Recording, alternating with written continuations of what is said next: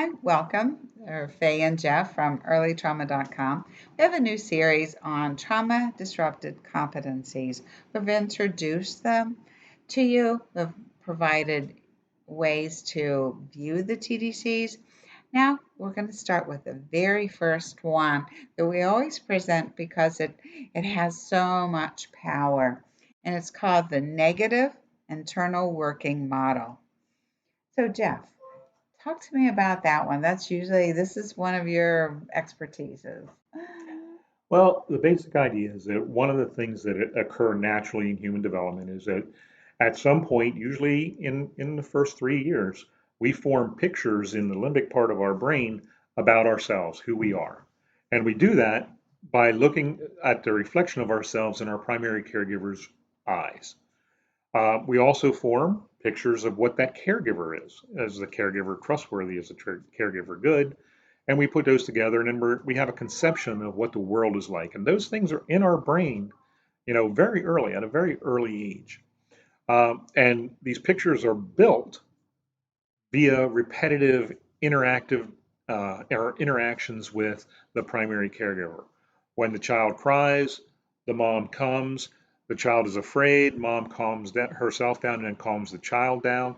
And eventually, the child learns I can trust mom, and mom seems to care a lot about me, so I'm very valuable. And if I'm valuable and mom's trustworthy and she's controlling the world, then the world is a safe place for me to explore and learn in. So what the negative internal working model is when situations arise where there's a difficulty between the primary caregiver helping the child with their fear and the the child's basically resultant increase in fear.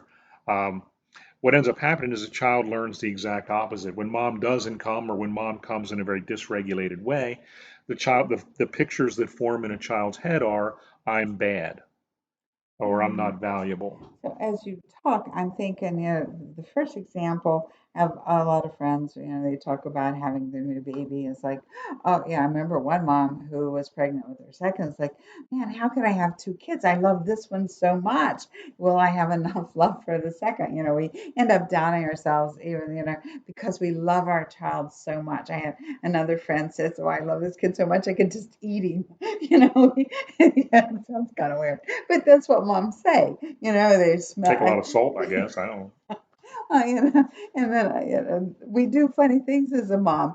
I was reading through this list of, how we sniff our kids and we do all this, and we enjoy that child. The baby knows that they're so valuable. They see it. That mom who says, I love you so much. Will I have enough love for your sibling? That is conveyed to that child, and it fills them up. It fills them up Mhm. internally with, I am wonderful. I'm valuable, yeah. Yes. I'm good. I'm the center of the The universe, universe. center of the universe, yes. And of course, when mom comes and comes and comes, then they learn, and that primary caregiver is dependable. When I cry, Right, they come. right. When I feel scared, they help me with it. And that Yeah. becomes part of their conception of that primary caregiver. And then, like I said, they form those pictures of the world. Yeah. Very devastating when those pictures are learned in a negative way. When the Yeah. baby cries and mom doesn't come, And or when the baby cries and mom comes angry and mhm. upset Yes, and fearful. yes.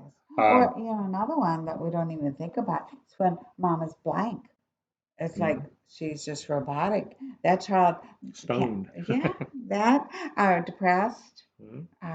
disassociating. There's moms with mental health problems can come in some very dysfunctional ways. Now, the pictures still have to form, Hmm. but the learning becomes different. The Hmm. pictures that result in pictures are different. When mom comes and she doesn't have that open, inviting, I'm going to help you with your fear approach, then they send a message, you're a pain in my butt, you're Hmm. bad, you're scary for me. Yeah. And the child learns that. The child then incorporates a picture of themselves as bad. Hmm. When the caregiver comes and is dysregulated or doesn't come on a regular basis, then the child learns I can't trust my caregivers. Right. And then it learns a picture of the world that's very skewed, that's very, you Hmm. know, It is the trauma environment. It learns that Right. the world is a dangerous place Right. and it has to be always on its guard. Yeah. And controlled. Mhm. Yeah. Now, what we see very often then when children, in terms of the trauma disrupted competencies, when children come into our homes, they come in with that negative internal pictures formed, those negative Mm-hmm. internal working pictures formed in their brain, and then their behaviors interact with the world, um, or their emotions interact with the world that produces behaviors that we don't understand all the time. Yeah. So I want to just clarify when you say when they come into our home, usually through the foster or adoptive system, Correct. and sometimes we've had cases of this of stepchildren too Mhm. coming into our homes when they, a kid moves from one birth environment to another home environment. They literally bring those survival skills that they had in that early environment to the new environment and have the assumption Now, what do that you they're mean going to by work. survival skills? Tell me what is a survival skill? That's, when you were talking about that, I'm not valuable, I can't trust my caregivers, and it's just one of the heartbreaking stories that I've dealt with in the past was a little kid that would go to the neighbor's cat food that they put outside and get the cat food and take and feed her sister. Mhm. And we're talking about 2 and 3 year old kids that had to go care for themselves. And now, I worked with the family when you take that kid and you put it in a functioning family that puts food on the table and, they have regular meals and stuff. But this kid is like, her template was, no, I need to go get food and feed my sister. I don't trust you to feed my sister. And that's where the clashes just boom. And then you get behaviors like eating cat food. Yeah, And then why are you eating cat food? I have plenty of food on the table. right. So, I mean, there's a lot of other ways too. When you tell a child, give a child a rule, uh, don't, uh, don't eat your dessert before Mhm. supper. Um, that can become problematic if the child's brain has already encoded that you're dangerous and untrustworthy. Right, And they might not know this, but they'll feel a little uncomfortable following your directions. right. And there'll be an increased, I mean, psychologically we call it oppositionality, Yeah, but I'm not sure that's even the right term with children with negative internal working models, because basically what they're doing is they're just being true to right, what they've already learned. right. And they're not sure why they feel that way. If I don't get my dessert now and Mhm. eat it, there's a good chance that, Dad's gonna have already eaten that before the meal comes along. So, And um, so many problematic behaviors can be viewed through this lens, yeah. through this trauma disrupted competency. Uh, why does a child hoard food when they have plenty? Mhm. You know, Why because the does world is a dangerous place and they need to keep themselves safe. why does the kid break the new bike on Christmas Day? Because good things shouldn't come from a Scary. dangerous person. There's That's probably some right. danger there. Plus, I'm not worthy of it. I Right. feel uncomfortable when I have something really good. Right. You know, Why should they, eat our food? Why should they wear our clothes? There's all these questions, and they don't even know it. They truly don't even know those no. things are going on That's in the their head. insidious thing about this. And if we don't understand it, Hmm. they don't understand it, then the default becomes I'm just a bad kid. Yeah, and you're just a crazy, Yeah. insane parent. Mhm. Uh, so what we do with the TDC, this particular TDC, the trauma or the negative internal working model, is we start to view Mhm. the child's behaviors as being motivated by these pictures in the back of their head interacting with the world they're in now. And that allows us to do a variety of things in that child's life to help them overcome that. Mhm. And it also tapers off some of our good parenting pieces, so we don't go buy a new bike at the Mhm. beginning of this, or we don't provide a wide variety of foods until they learn to integrate into the kind of foods that we're eating. We actually change our environment. We change our perception of what's going on, so that we're not triggering.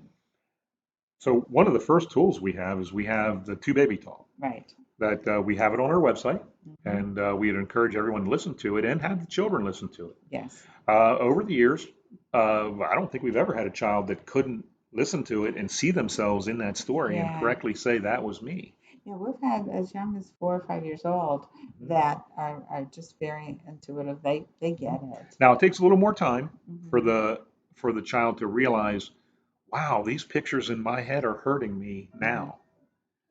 And that's where parents come in. So we have a variety of ways to use that two baby talk and the TDC itself to help the child begin to change that internal working model. We can't make what's in there go away. That doesn't happen. On the other hand, we can change the mix. Hmm. When a child recognizes, wow, this picture is causing me problems right now, I don't feel like obeying you. Okay, when they can begin to have that thought, then they can begin to challenge that thought. Yeah, I like to work on the parents can be trusted Mm, first, and yeah, and there's so many ways to do that, ways to intervene. And we had someone recently say to us, I think my child's more about he's unlovable, and it's because they've done the work around mom can't be or can be trusted now. One of my favorite experiences as a therapist, as an in-home therapist, is uh, when you have a mom who's used to having her rules be disobeyed at this point, Hmm. and her typical response was, to dysregulate. I can't believe you told you didn't obey this again. I told you this how many times? I got to tell you again. Hmm. You got to stop doing this. And when it finally sinks in, when a mom understands this TDC, and the child breaks the rule, Hmm. and the mom looks at the child and goes, That's that hurt part of you, isn't it? That's that those pictures in the back of your head saying you can't trust me. Hmm. And she's not mad. Yeah, She's kind of maybe living a little sad. yeah. And the child is looking at the mom like, aren't you going to explode? Aren't you going to go off? Hmm. But she doesn't, Hmm. because looking at the behavior through this lens gives her other ways to intervene than yelling and ranting. I've known some moms that they post notes on snacks that says, trust me, you can eat this, Yeah. and Oh, yeah. Great technique. there's so many fun things to do just to help our kids, overcome or work through maladaptive beliefs. Hmm. It's just they're maladaptive beliefs. They Yeah. don't need them in this environment. They benefited them in the previous We survival get rid of ones. them. We get rid of them all the time in our life. We change a belief that's not working and we change to what Hmm. does. The hard part about this one, what makes this one a little more difficult, is it's down there. It's right at the bottom. It's Yeah, one of the first things yeah, infants learn is these pictures. yeah. So it's a little harder to change, but the actual changing of beliefs is not something we don't do. No.